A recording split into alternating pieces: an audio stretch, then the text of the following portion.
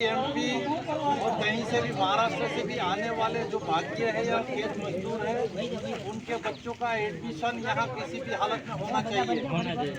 और यहाँ तक हमने इसको आवंटन किया है कि शिक्षा एक प्रकार की होनी चाहिए, सेंट्रलाइज।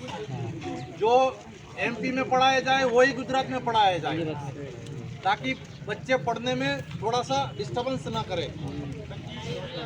क्योंकि आधी पढ़ाई वहाँ की चलती है, आधी पढ़ाई यहाँ की चलती है, तो वो अनपढ़ रहता है और अनपढ़ रहने के बाद वो सीधा मजदूर बनता है।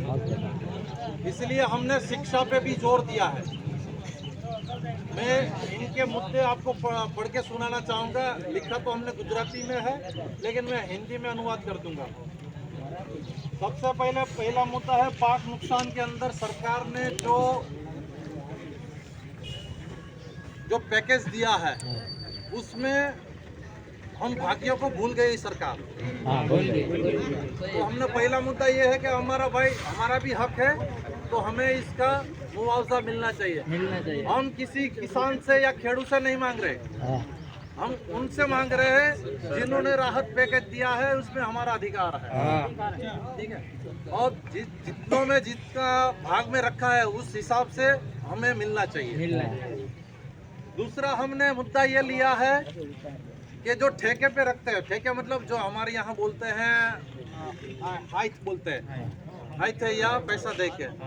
अभी किसी भाई ने यहाँ पर शामिल है, वो भाई 1 लाख रुपये में रखा या 50,000 में रखा, उसका जो मुआवजा है वो सीधा खेत के मालिक को जाएगा। क्यों? तो फिर उसने रखा, उसका पैसा का क्या? तो वो मुद्दा भी हमने लिया है कि जो वार्षिक वो पैसा देके खेती रखता है ठेके पे, तो उनको भी मिलना चाहिए ये पैसा।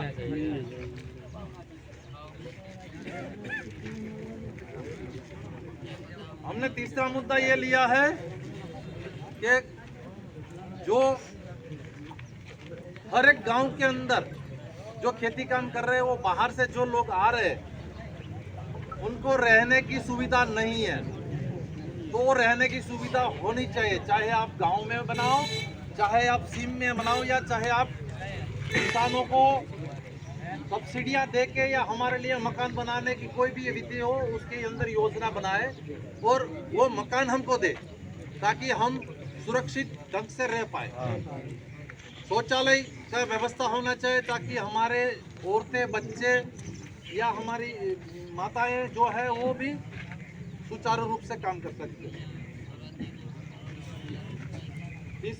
चौथा मुद्दा हमने ये लिया है, यूपी, एमपी, राजस्थान, बिहार के अन्य कोई राज्यों से आने वाले मजदूरों का जो बेटे हैं उनको पढ़ाई के लिए ठीक होना चाहिए। वो तो मैंने पहले आपको बता ही दिया शॉर्टकट में।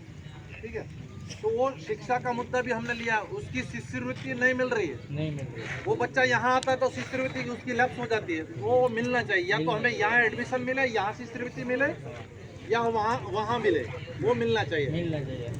फिर एक मुद्दा हमने और लिया है कि हम लोग सारे के सारे जो सस्ता अनाज के हकदार है